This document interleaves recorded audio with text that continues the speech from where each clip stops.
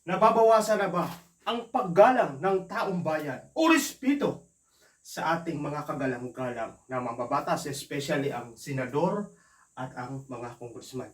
Alam niyo mga kaupa, kasi itong pagdinig dyan sa Senado, sa committee, ito yung sa dangerous drug na pinamumunuan ni Senator Bato, na kung saan si Senator Bato ay dati itong PMP general or mataas or isa siya makaupak sa naging PMP chief nung panahon ni Pangulong Duterte. Ayun, nakakaupak na kuha.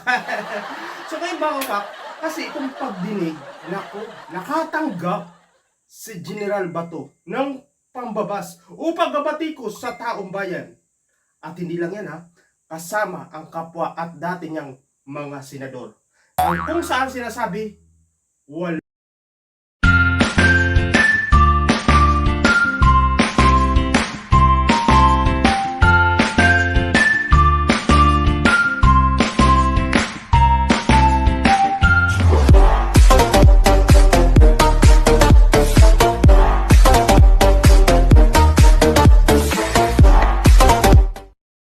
Wala nang saysay. Ayon mismo sa dati niyang kapwa senador. Naku mga kaupa, no? Kasi nga itong pagdinig dyan sa Senado na kung saan, mga kaupak, ito ay tungkol ito sa committee na hinahawakan ni Senador Bato. Ito yung dangerous dangerous ito yung sa dangerous drug. So ngayon mga kaupak, hinaharap nga. Siyempre alam naman natin na si General Bato is general. At alam natin kapag ikaw ay general na, naku mga kaupak, eksperto ka na sa mga usapin sa pag-iimbestiga. Kung ang isang tao ba nagsisinungaling o gawa-gawa lamang. Kasi mga kaupak, alam naman natin bago maging senador, si General Bato, ito ay dating pinakamataas na leader ng ating kapulisan. Ito ay ang naging PMP chief nung panahon ni Pangulong Duterte. At mga kaupak, bago pa ito maging PMP, naging opisyal din ito o kaya naging chief of police sa Davao. So, mga kaupak, ngayon, nakatanggap ng pagpuna o pagbatikos ng dating kapwa senador o mga although hindi niya naging nagpang-abot sila, no? Ay, nagpang-abot pala si Senator Lacson, pero si Trillanes sa pagkakaalam ko hindi sila nagpang-abot, ano? Pero alam niyo mga kaupak, kasi ito naman si General Bato, senador pala. mali parang naghahaga ako ngayon kasi ito si dati siyang PNP chief General Bato de la Rosa, na ngayon ay isa siyang senador. Naku mga kaupak, alam natin nga ang mga hinaharap nila ay talagang meron dokumento o magpapatunay o support sa kanilang mga binibitiwang salita, sapagkat ito ay pinapanood ng mga tao sa atin. Kung sino-sino, siyempre, di ba, alam mo naman na yun, usong-uso ng social media. Kaya pag may mga hearing na interesado ang tao kung anong usapin na yan, pinapanood yan. Inaabangan ng tao, lalo na ang inaakusahan ni Jonathan Morales, isa sa mga PDEA agents na dati rin pala itong pulis, ay ang pinakamataas na leader ng ating bansa. Kaya alam nyo mga kapak, inabangan ito ng mga personalidad, mga vlogger, isa na ako doon. Alam nyo mga kapak, wala akong nakita na mag-uugnay o matibay or tatayo bilang support sa mga sinasabi. Kasi mga kapak, nagtataka ako kay General Bato. Ay, sorry. General ako ng general. Nagtataka ako kay Senator Bato, bakit hinarap niya sa kanyang komite? Kasi responsibilidad nadulol ako. Responsibilidad ni General Bato kung sino. Kasi siya ang may hawak ng komite, siya ang chairman. Hindi man lang niya tiningnan kung yung mga sinasabi ba din ni Jonathan Morales ay mayroon talagang support na dokumento. Wala. Ay naku mga kaupak. Kaya alam mo, nagkainitan, nagkapersonalan si Senator Jingo Estrada at saka si Padilla Jonathan Morales, na kung saan alam nyo mga kaupak, nagkainitan sila, nagkapersonalan dahil inungkat. Kasi mukhang talagang cross examination ni Senator Jinggoy si Jonathan. Pero alam nyo mga kaupak, medyo nagsalita si Jonathan ng talagang personal doon sa kaso na kung saan ay kinasasangkutan ito ni Jinggoy. Alam niyo mga kaupak, kasi kung minsan kapag ikaw ay isang lingkod bayan o kaya public service, nanunungkulan sa ating gobyerno, maganda yung malinis yung reputasyon. Kasi katulad yan nangyari kay Jinggoy at saka kay Jonathan Morales. Nagkainitan sila. Kumbaga binalikan ni Jonathan ang mga salita na binibitawan ni Jinggoy. Dahil ito ay, alam naman natin na si Jinggoy ay meron din siyang bad record nung mga nakaraang taon na kung saan ito ay nakasuhan ng yung nung ay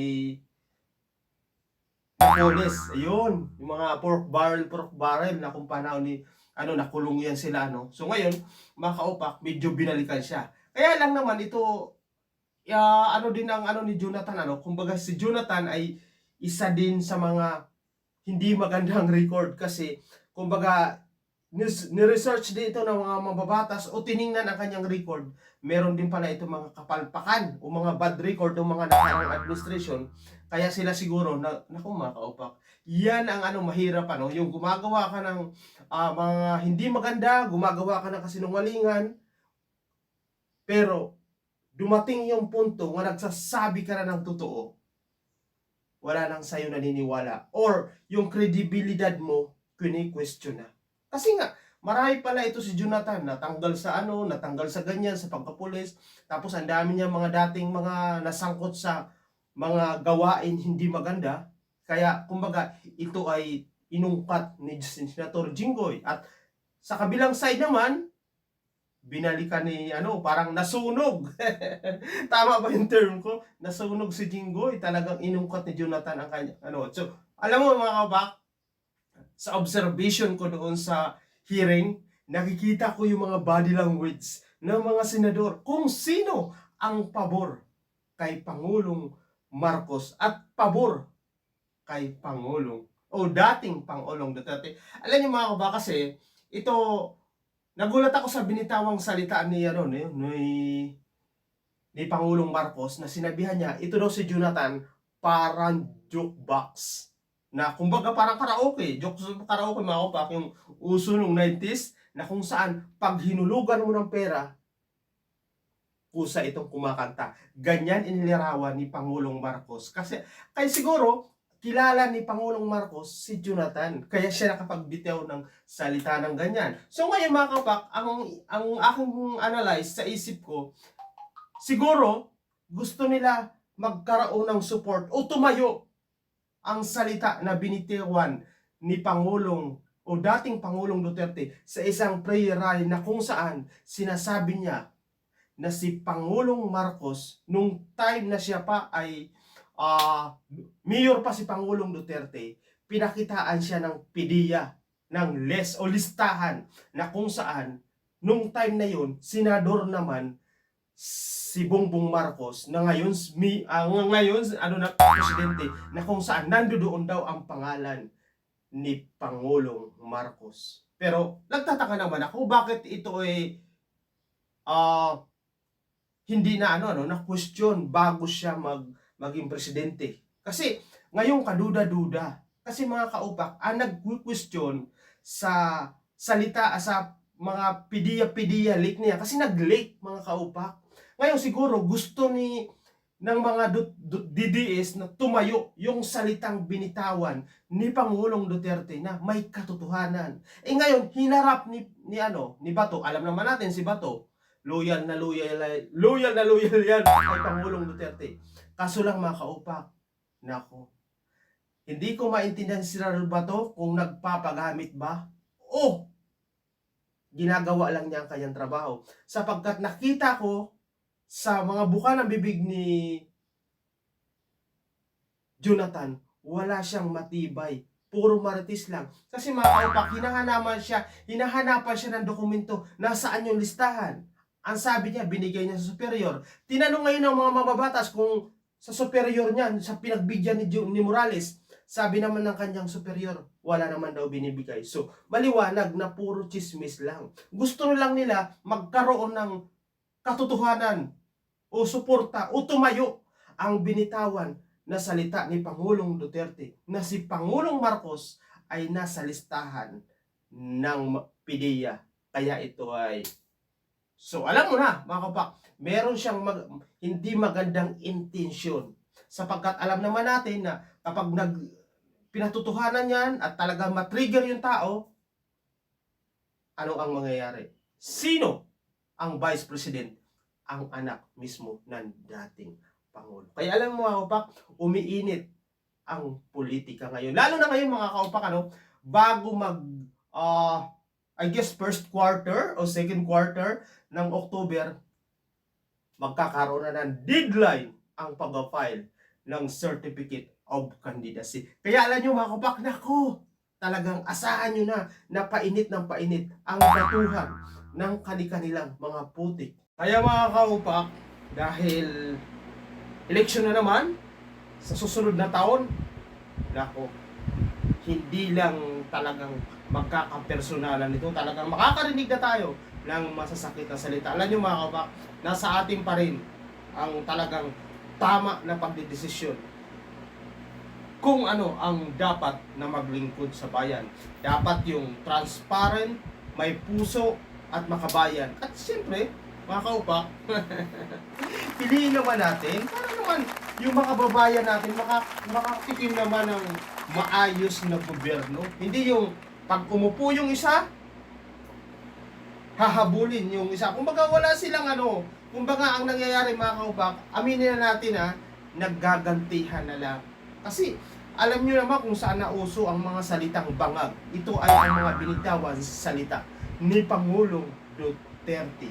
Kaya nga mga kaupak, mayroon isang dating mambabatas nga nagpanukala o nagsabi siya na dapat mag-resign si Vice President Sara Duterte bilang DepEd Secretary. Kasi nga mga kaupak, parang insulto. Kasi yung pamilya mo, yung magulang mo, yung mga kapatid mo, nagsasalita sa Pangulo ng hindi maganda. Kaya nga mga kaupak, di ba nauso yung salita sa social media na bangag dahil sa salita mismo ng kanyang ama, si dating Pangulong Duterte, na ang presidente natin ay, sabihin ko ba? So yun na, alam nyo na kung anong ibig ko sabihin mga kaupak. Kasi ang pangit, wala kang respeto. Ikaw yung alter ego ng presidente. Ginagawa ka pa niya caretaker kapag siya ay bumabiyahe sa ibang bansa. Pero anong ginagawa ng pamilya mo? Hindi mo sila kaya. Kaya kung ganyan mga kaupak, pag alam mo yun, hindi mo kayang patahimikin o pag bigyan ka malang ng respeto, mag-resign na lang si Vice President bilang DepEd Secretary. Kasi ang hirap nun, ako para sa akin, ang hirap na humarap sa Pangulo bilang kayo ay dalawang pinakamataas na leader ng ating bansa. Kapag meron kayong mga talagang public service o mga gathering, dahil kayo ay mga top official, tapos sa puso ng pamilya mo, sa isip ng ating Pangulo, ang pamilya mo nagsasalita ng masasakit sa social media. Kung ako yan, magre-resign na ako. Kasi pangit tingnan, wala kayo respeto for a child. Kaya mga